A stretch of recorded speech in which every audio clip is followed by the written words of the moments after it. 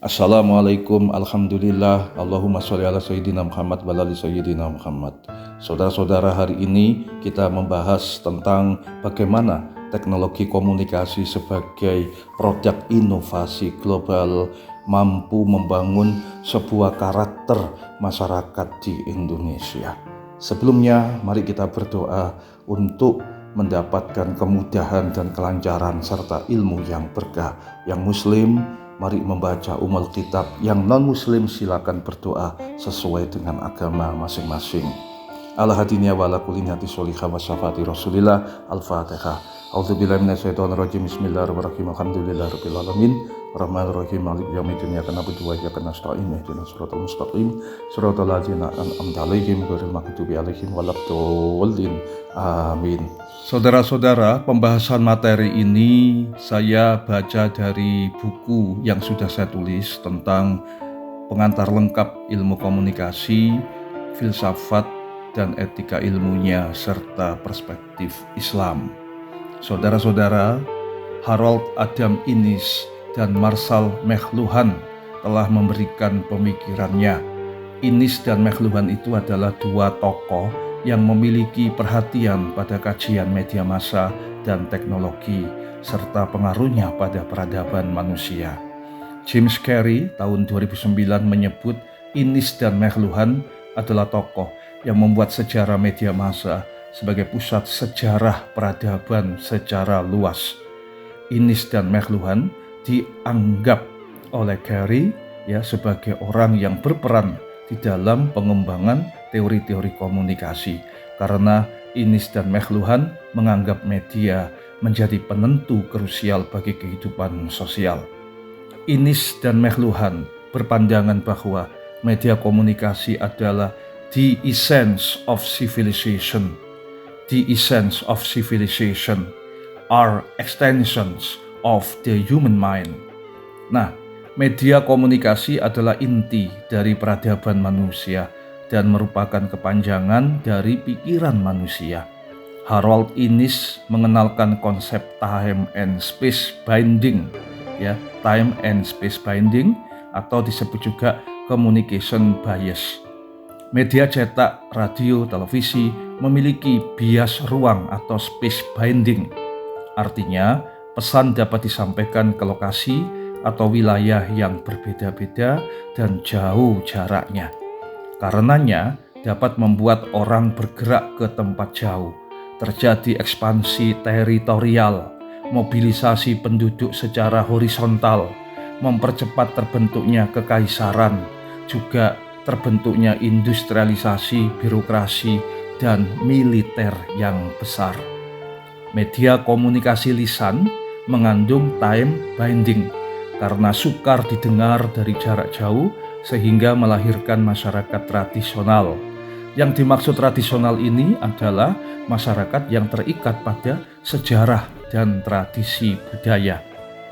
Orang kemudian tinggal pada suatu ruang yang terbatas. Agama dan orang tua memegang peran penting. Media tulisan memiliki space binding yang melahirkan masyarakat yang anti tradisi, mitos, dan agama, serta berorientasi pada masa depan.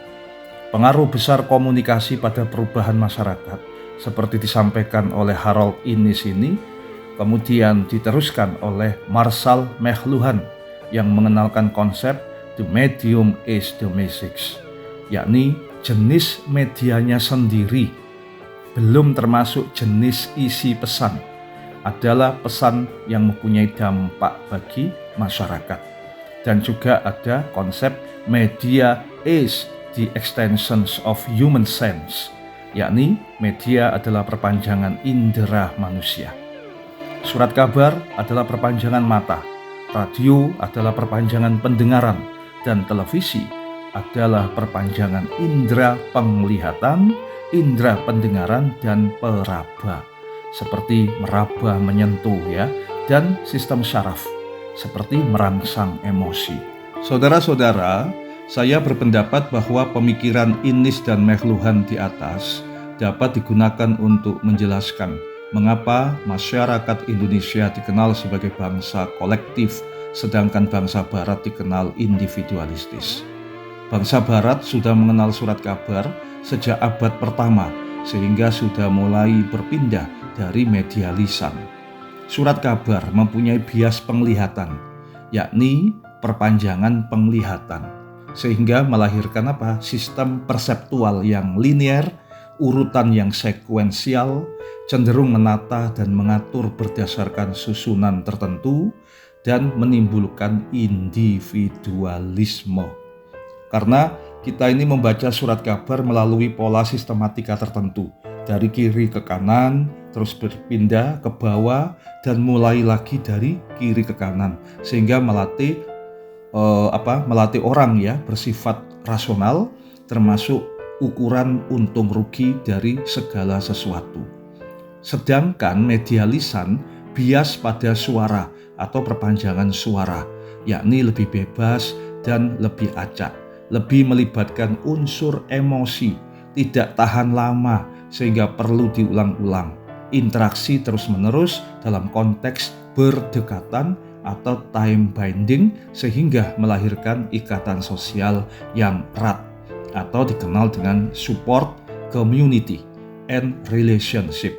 Support community and relationship. Nah, di sisi lain, bangsa Indonesia baru membaca surat kabar pada awal abad ke-20 yang sebelumnya masih menggunakan media lisan berabad-abad lamanya, sehingga bersifat lebih kolektif dan belum terbiasa berpikir rasional dengan sistematika berpikir runtut. Ketika budaya membaca media cetak ini belum mewabah, masyarakat kita sudah dikenalkan dengan radio dan televisi.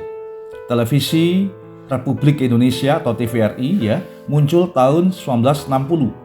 Radio dan televisi yang bersifat audiovisual sebenarnya makin menonjolkan budaya lisan atau suara daripada budaya tulis atau baca. Akibatnya, unsur emosional, imajinasi, dan irasional semakin melekat pada pola berpikir masyarakat kita. Menariknya, saat ini kita juga sudah diterpa media baru atau internet yang memungkinkan kebebasan berekspresi, otonomi dalam membuat, mencari, dan mengolah informasi. Sifat irasional, emosional, imajinasi masyarakat pun bertemu dengan karakter kebebasan ini. Jika tidak hati-hati, membuat potensi terjadinya saling fitnah, mengolok-olok, menghina atau membuli, dan persekusi. Sehingga jika dibiarkan dapat menghilangkan identitas kita sebagai masyarakat kebersamaan. Karena itulah Harold Innis mengenalkan konsep tambahan selain konsep time and space binding yang tadi disebutkan, yakni konsep baru bernama identity. Artinya, perkembangan komunikasi, teknologi komunikasi menciptakan identitas baru bagi suatu komunitas. Nah, saudara-saudara, ada satu identitas baru yang berbahaya. Disebut identitas baru karena selama ini kita hanya mengenal dua identitas, yakni perempuan dan laki-laki. Pernikahan pun antara perempuan dan laki-laki. Tetapi sekarang ada identitas baru, yakni pernikahan boleh antara perempuan dengan perempuan dan laki-laki menikah dengan laki-laki. Dan ini bisa mengubah struktur sosial. Di beberapa negara seperti Brazil dan beberapa negara barat sudah diubah undang-undangnya, yakni laki-laki boleh menikah dengan laki-laki, perempuan boleh menikah dengan perempuan. Di Indonesia strukturnya tidak berubah, yakni undang-undang perkawinan jelas di situ menyampaikan bahwa laki-laki hanya boleh menikah dengan perempuan. Nah, ini teknologi komunikasi, jika kita tidak hati-hati, ancaman terhadap perubahan struktur ini bisa saja terjadi di masa yang akan datang. Kalau ini terjadi, maka tentu saja kita melanggar kodrat dari Tuhan Yang Maha Kuasa, bahwa laki-laki dan perempuan diciptakan dari pasangan laki-laki dan perempuan. Dan secara sunatullah memang laki-laki dan perempuan jika menikah baru bisa menghasilkan keturunan. Sementara laki-laki dengan laki-laki atau perempuan dengan perempuan tentu tidak bisa menghasilkan anak atau keturunan. Nah, saudara-saudara, ya, struktur sosial baru yang positif tentu saja kita dukung, tapi struktur sosial baru yang negatif seperti LGBT ini harus kita lawan. Dan ideologi ini berkembang. Ya, LGBT itu sejak zaman Nabi Lut itu sudah ada. Tapi mengapa kok sampai sekarang masih marak? Padahal mereka tidak punya keturunan. Artinya mereka menyebar lewat ideologi-ideologi yang diviralkan menggunakan teknologi komunikasi. Hati-hati, strategi mereka luar biasa yang seringkali tanpa disadari, ya, tanpa kita ketahui, kita bisa terlena atau terhanyut ke dalam ideologi tersebut. Demikian yang ingin saya sampaikan, semoga bermanfaat. Wallahul muwaffiq ila aqwamit thoriq. Assalamualaikum.